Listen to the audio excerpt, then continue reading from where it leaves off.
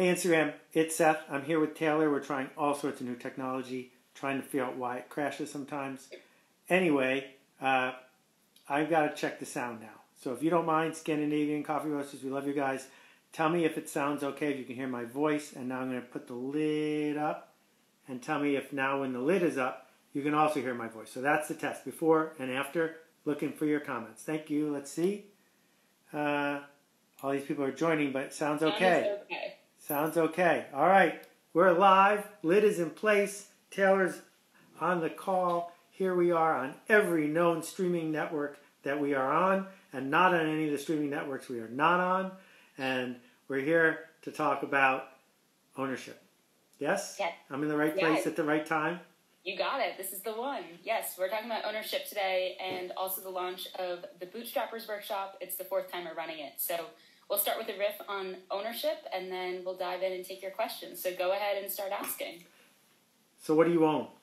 Right? Like private property is a fairly new invention. Private property is the idea that that piece of land that you have a deed for, you own that. Some people own property, most people don't. You own your time. In most places in the progressive world, you own your time. You get to decide what to do for the next hour. You can sell your time to a boss or a client, and then the client and the boss controls your time. What else do you own?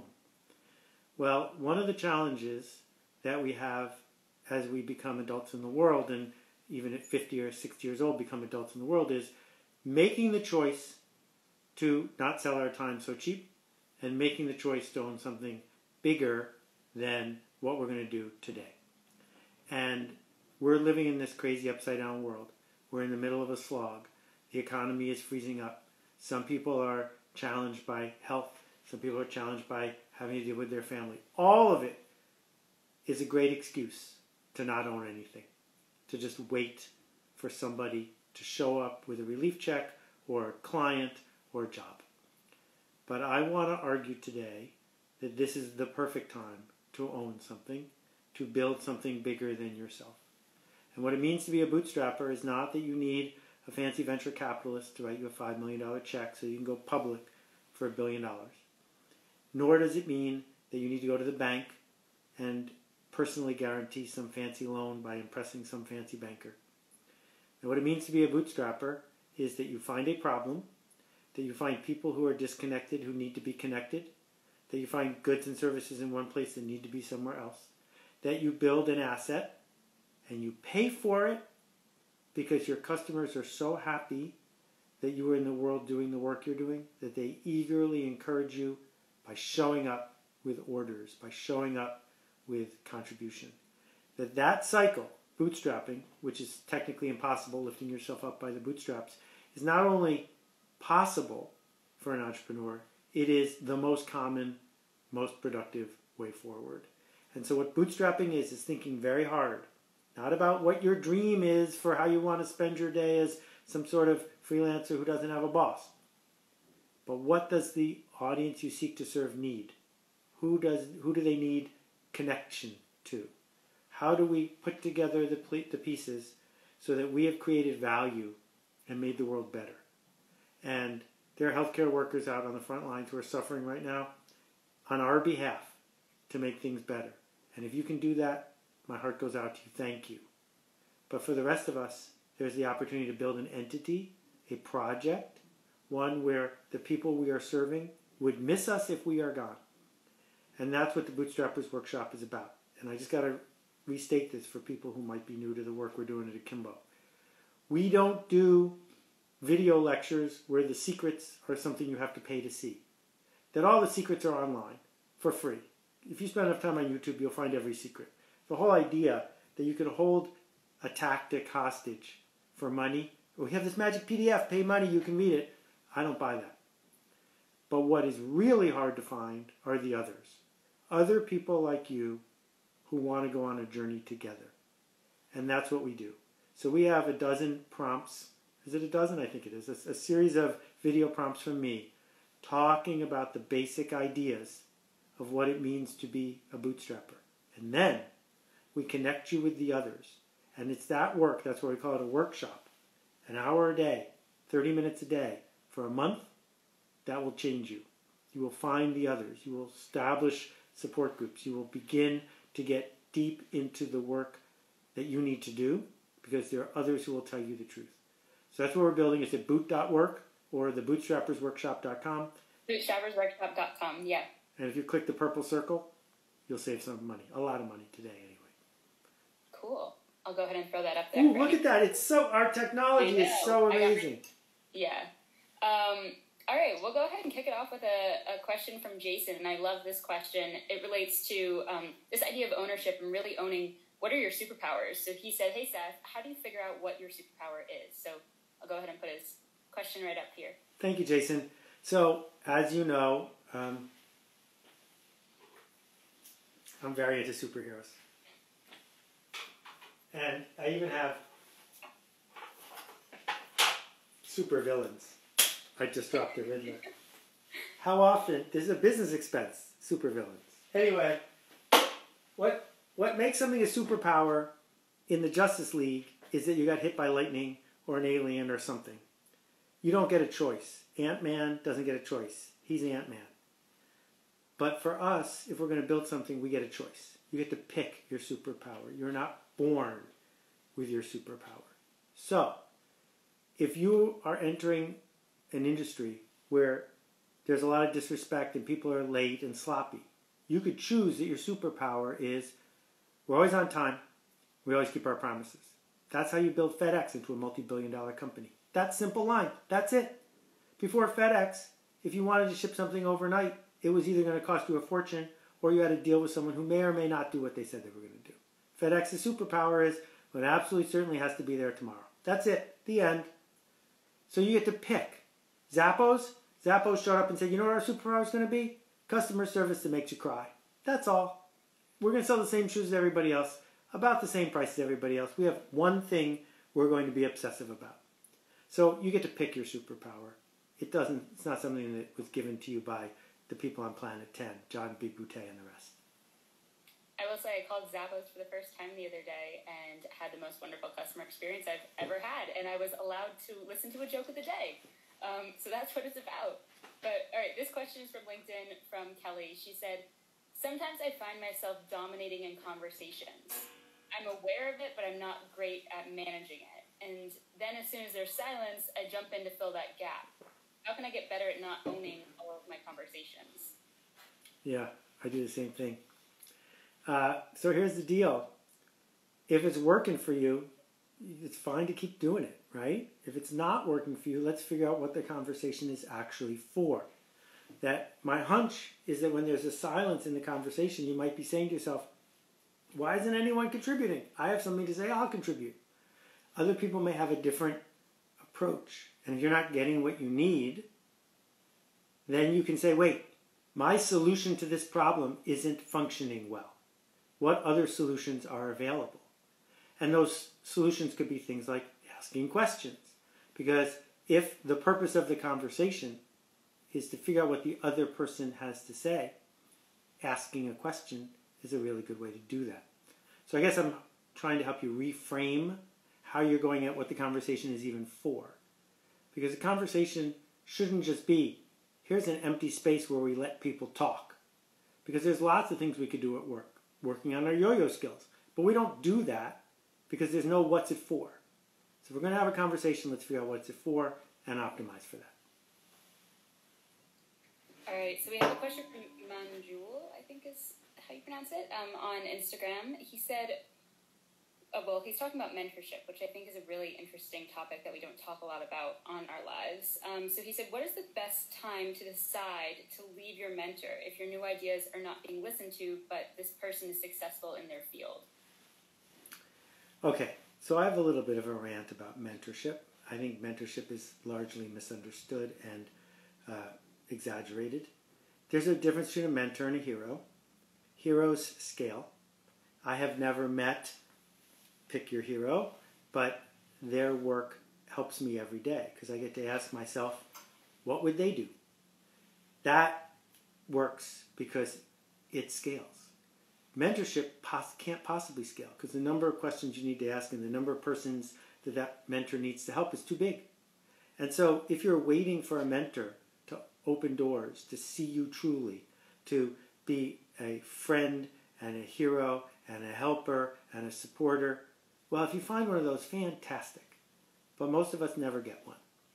And so if the person that you are calling your mentor isn't helping you get to the next level, by all means, encourage that person to go be a mentor for someone else, because they're so rare and precious. But in the meantime, I think what we need to look for instead are heroes. People who we come up with a version in our head of who they are and what they do, and they're with us whenever we need them to be. And I know I have so many of them, and you probably have some too. It makes a lot more sense to me to rely on ourselves and their wisdom than it is to feel empty because you haven't found the perfect mentor yet. Yeah, I think that's really important. And something that I think is interesting is when I took the Alt MBA, someone in my group, she talked about how she thought that she had someone she was, on an equal level with, and then that person said, "Oh, by the way, I'm trying to be someone else's mentor. Do you mind giving a recommendation, like writing something about how I'm such a great mentor to you?" And she was like, "Wait, what? Since when were you my mentor?" So I think it brings up a really interesting question of if mentors are chosen, if heroes are chosen versus like assigned. So, because I think in so many businesses they're assigned the first day you walk into the office, which is interesting too. Okay, so this question is from Michael, and it goes into this idea of finding, what is enough for you. So he said, what if you got everything you ever wanted, but it wasn't enough? Well, we can have so many semantic conversations here. Then it wasn't everything you ever wanted, is it? Yeah. I mean, I think that most high-performing people, the thing they want, not more than anything, but the thing they want is to want another thing. That recursive cycle of what is the next opportunity, where can I contribute next, is inexhaustible. And, most of the people most of the people I know, have more resources than almost anyone on earth, than more than 90% of the people on earth for sure. Once you have enough brown rice, black beans, and a roof over your head, maybe some health care, everything else is something you want, not something you need. And so we make up stories about what we want next. And those stories give us pleasure, partly because marketers have persuaded us that we always need to want something else, preferably something expensive, but also because we get some comfort from having something to lean against. When Roger Bannister ran the first 4-minute mile, it's not clear he needed to run a 4-minute mile. He just wanted to be the fastest. And he probably, if he was here today, would tell you that one of the most enjoyable years of his life was that journey to getting there. But once he got there, it's a come down. Because now what are you going to do? You've lost that thing you were dependent on. And every book I do is the last book I'm ever going to do. And every book launch I do is really bittersweet. Because I'm proud of that thing I made. And then there's the letdown, because now I got it. Now what am I going to do with it? And I don't fish, but I know people who fish. And I don't understand the part about throwing the fish back, because it's better than the fish dying, but I can't believe the fish is very happy with that either. So one of the things that happened to me years ago is I went on a fly fishing lesson with a bunch of people. And I asked them if I could have a fly with no hook, because I didn't want to actually catch the fish. I just wanted to cast. So you got to decide what kind of fish you want to catch and what you're going to do when you get them. That's, very interesting take on getting no hook.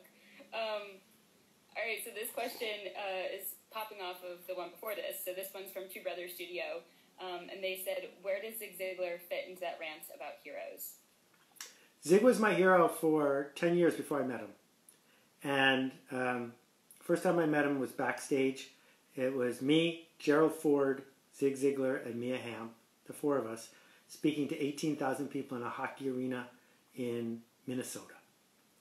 And I had never spoken to 18,000 people. I had never spoken in the round. And I had definitely never spoken on the same bill as Zig Ziglar. Gerald Ford, he fell asleep in the middle. It wasn't interesting. But Zig was there. And so I go backstage. I am amped. If you think I'm on when we're doing these things, I am amped. And Zig is like, oh. And I go, what am I doing wrong? Because you're my hero and blah, blah, blah. And they come backstage and they go, 10 minutes, Mr. Ziglar. And it was just like the Macy's Thanksgiving Day Parade. 10 minutes, Mr. Ziegler, he goes. And he got like 8 inches taller. And he turned into Zig Ziglar. He hadn't been Zig Ziglar before. Before that, he was just some guy. And 8 minutes before he got on stage, Zig was in the room. And he went and he crushed it. And he came backstage and we had like the best half hour. And then I saw him go like this, because it's a performance. All of us are performing at some level. And I published one of his books after that, and we became pen pals for the rest of his life. His son Tom, still a friend. But when I think about Zig, I don't think about that half hour Zig and I spent together in real life. I think about the 72 hours of audio I listened to him over and over and over again in the car. And I've taken things that I thought Zig said and quoted him and been unable to find them in any of the hours of tapes. And I've asked Tom. Tom said, I never heard that story. It's a Seth Godin story told in Zig's voice. Because what would Zig do? It's a fine question. All right, this question is from Bari. He said, hi Seth, what's the simplest way or exercise to gain confidence? Love that picture of your little kid, Bari. Your little kid probably doesn't know how to walk yet. Soon will know how to walk. And that first year is going to be fraught. Fraught! Falling down, not sure you can do it, being challenged to run, not being able to run, falling down, scraping your knee. The last time you tried to walk, Barry, I'm guessing you were extremely confident. You got up from the chair, you walked across the room, no issues. And this goes back to this idea of bootstrapping. Because the reason you have no issues is because you've been walking your whole life with pretty good results. And I remember the first book proposal, and I remember the first talk I gave, and I remember the first Insta Live. Each time it's filled with trepidation because you're not sure it's going to work. And then it does, or it doesn't, and you learn something and you do it again. This is the only way to learn confidence. It's not the simplest way. It's the only way. All right, you just mentioned bootstrapping again. What is the difference between bootstrapping versus freelancing? These words here are so important. Freelancing, entrepreneur, artist, bootstrapper, all of them are so important. Freelancers get paid when they work. Most people who are on their own are freelancers. Monday, Wednesdays, Fridays, and sometimes Sundays, I'm a freelancer. Every blog post you've ever seen by me is by me. Every book, I wrote every word. That's me doing the work. Can't leverage it, not much. Can't fund it, not much. It's not really an asset. When I'm asleep, it doesn't work. Bootstrapping is a form of entrepreneurship where you build a business bigger than yourself. Meaning, I was on a call the other day with a guy who made millions and millions of dollars with a business that cleaned people's offices. Now, the first 10 times, he cleaned the office. The first 10 times, he scrubbed the toilet. The first 10 times, he organized the bookshelves. The 11th time, he had enough money to hire someone to clean the office. And from that day forward, he never cleaned another office himself with his own 2 hands. Because his job is to hire people to do every job. And once you hire people to do every job, then you're an entrepreneur. So the way you bootstrap is by beginning, maybe by hiring yourself as a freelancer, but knowing you're not going to do that for long. What it means to be a bootstrapper is to find a problem where you don't have to hustle, you don't have to hype, where people go, oh great, glad you're here, here's some money. That's the hardest part. And the second hardest part is finding the discipline to actually be an entrepreneur, not to freelance yourself out. All right, well, this one's kind of related to that, I think. This is from Talia on LinkedIn. She said, how do you think freedom and ownership are related? So, the last time through Zoom my company had a board of directors meeting was never, because I don't have a board of directors. And the last time I had to go explain to my investors why I had made a choice that was in the interest of my readers and my staff, but wasn't going to make a profit, I didn't have to do that because I don't have any investors either. That the freedom to do the work you're proud of comes from the fact that you picked who owns your company. And you know who owns your company? You do. And if you want to raise money from somebody, borrow money from somebody, please be prepared to give them a voice. And as soon as you give them a voice, you don't have the freedom you used to have. Now that might be worth the trade-off, for sure. It's impossible to start a car company as a bootstrapper. We wouldn't have car companies if all we counted on was bootstrappers. But for the work you want to do, I think the freedom matters to you. And if the freedom matters to you, pick your owners. All right, so this question is from JD, and I think it's a really interesting question. This is on Instagram. He said, how do you identify what a good path forward is for you career-wise? How do you know how to find, or how do you find your life's work? 2 parts. Second part first. Your life's work is the work you did over the course of your life. First part. How do you identify your career? A career is either a series of short-term panic decisions where you take the best available offer on the day you run out of money or the day you get panicked, or it's a series of thoughtful pauses where you wait for a panic to subside, you wait for a better opportunity, and you take that instead. And while you are waiting, you do the work to earn you the next gig. That's what makes it a career. And so we all know people who were a year between jobs. Now, for that year, they could have worked at Starbucks. They could have worked as an assistant general manager somewhere. They didn't. They waited for the thing that would next take them forward. And hopefully, if they were smart, they didn't spend that whole year waiting for the phone to ring. They spent that year building their portfolio. They spent that year earning trust and attention. They spent that year doing work that people were proud of. That cycle is what makes you have a career. All right, so for anyone who's just tuning in, today's topic is ownership, and we're talking about the Bootstrapping workshop, the Bootstrappers workshop, which just launched yesterday.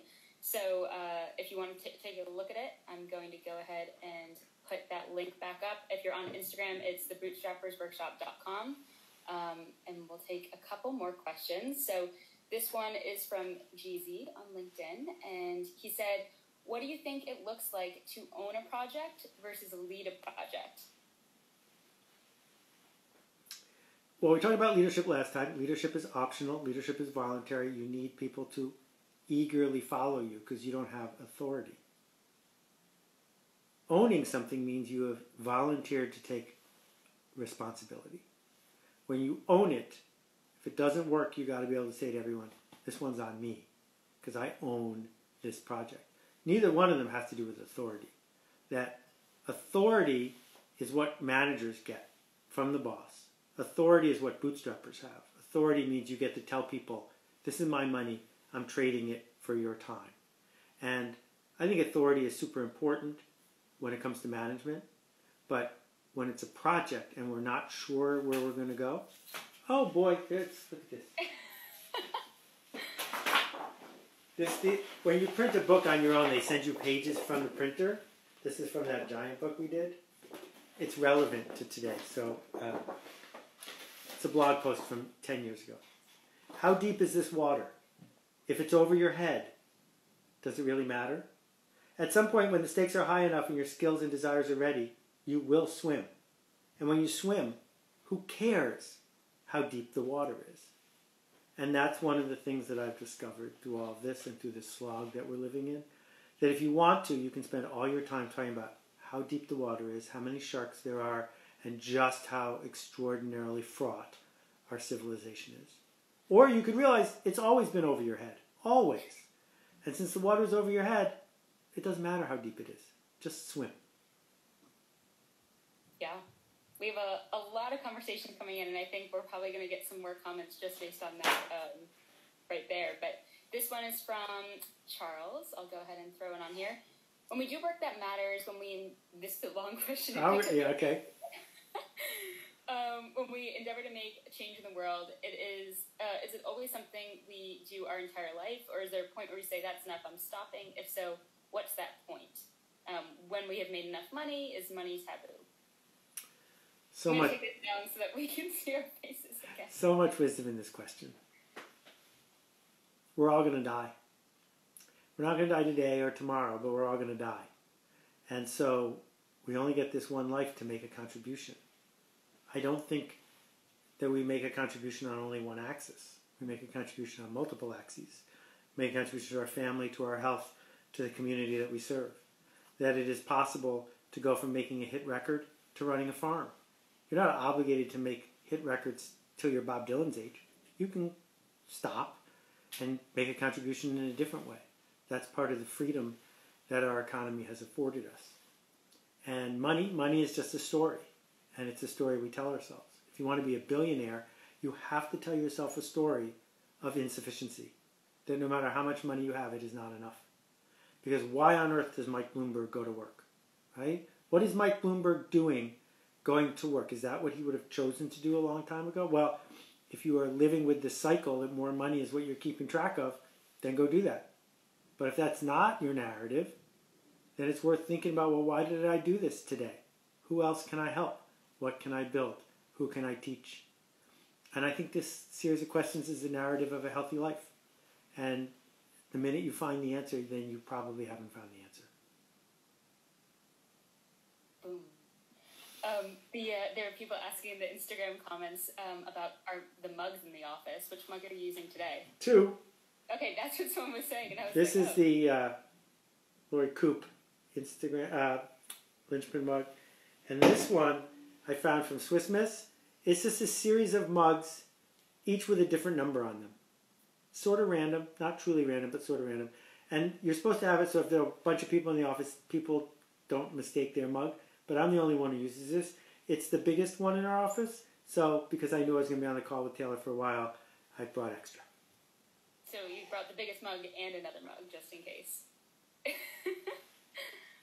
Okay, this question's from Romano. He said, I feel like my boss has so much ownership of the work that I get to do, I don't have the choice to pick. How can I change this dynamic? Quit. There we go. Here's the longer non-4-letter word answer. The reason I said quit is because all of the safe, easy things you've tried to do to change the dynamic haven't worked. Of course they haven't worked, because safe and easy doesn't earn you responsibility. That if you give enough credit and you take enough responsibility, most self-interested bosses will let you do it again. But that might make you too uncomfortable. And so you're sort of waiting for your boss to give you credit and for her to take responsibility.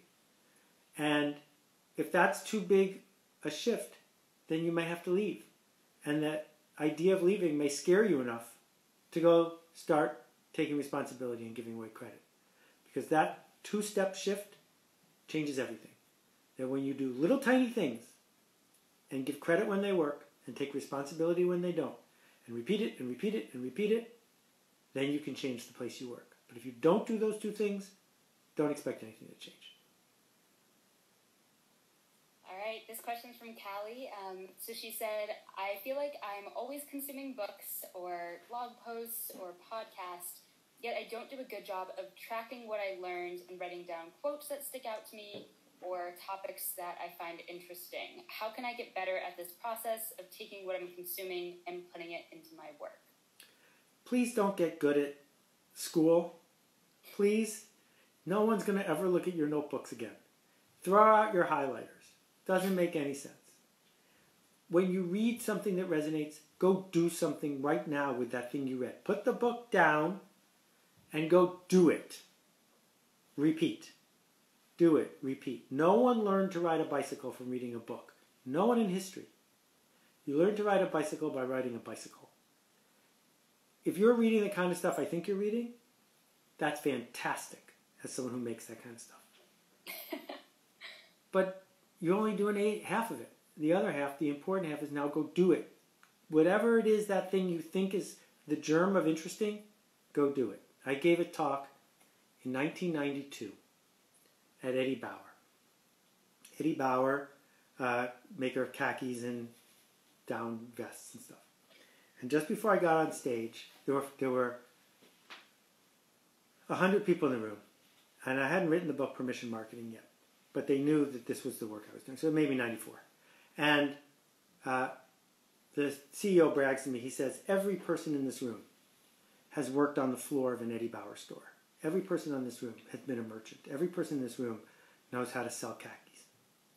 So I got up there and I gave my spiel about email marketing, which I was lucky enough to help pioneer. And at the end they said, well, what do you think we should do? Because we're building this online presence. What should we do? I said, well, why don't you just give every one of the people in this room 20 email addresses of people who have opted in to hear from Eddie Bauer. And have them go back to their desk and one person at a time use email to sell a pair of khakis. Because if it's important that they work in the store, it's probably important that they work in email. And as far as I know, they never did that. But that's the only way to learn. I've sent more email than most people. And I figured out what works and what doesn't because I did it. It's cheaper than ever to do it. So go do it. Mm. Let's just do a couple more, okay? Yeah, this is going to be the last question here. This one's from The Real Isaac. And I think this is a really interesting question that we get a lot, just at least today. This idea of sticking to one skill versus learning new skills. So people say, God, I'm like a pro at this one skill. Should I stick in that lane or should I learn new skills? So what are your thoughts on that? Two parts. First one is that coming up soon is the Real Skills Conference. So we can talk there about what skills really mean. Is it still open? Yes, still open. Probably just for today, though, if not tomorrow. We're running out of spots quickly. What's the URL? realskillsconference.com. I will throw it up here. So there are different kinds of skills, but I'm going to assert for a minute you mean hard skills. You might not be a pro at your hard skill yet. You might be just a very good amateur. What would it mean to be the best heart surgeon in the United States? If you're the best heart surgeon in the United States, I don't think you should stop and go to podiatry school. I think you should save more lives. I think that once you figure out how to cross the chasm and actually be a pro, you can run with that for a long time. But if we're talking about real skills, soft skills, human skills, figuring out how to be more integral, more honest, more passionate, more compassionate, more prompt, more open, you get the idea? You need all those. So the fact that you're a good heart surgeon is irrelevant.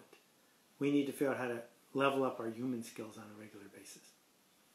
So that's my answer. I hope everyone is healthy and well and that you're finding peace of mind.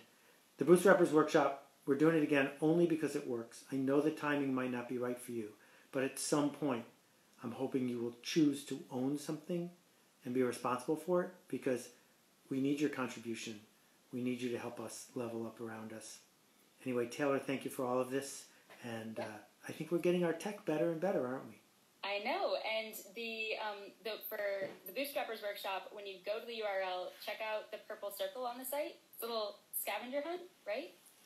Scavenger? Is that the right word? I'm going to give you a scavenger on this one. It's a scavenger hunt. Yeah, it's a scavenger hunt to go find the purple circle and click that for a special deal today, but it decreases in value over time. So, yep, we're excited to see you there. I'm going to do our outro again this time on Facebook and LinkedIn, but Instagram, unfortunately, you're not going to see it. If you want to tune into it, we will be reposting this everywhere, so you'll see it then. All right, bye, guys. Thank you so much. Thank you all.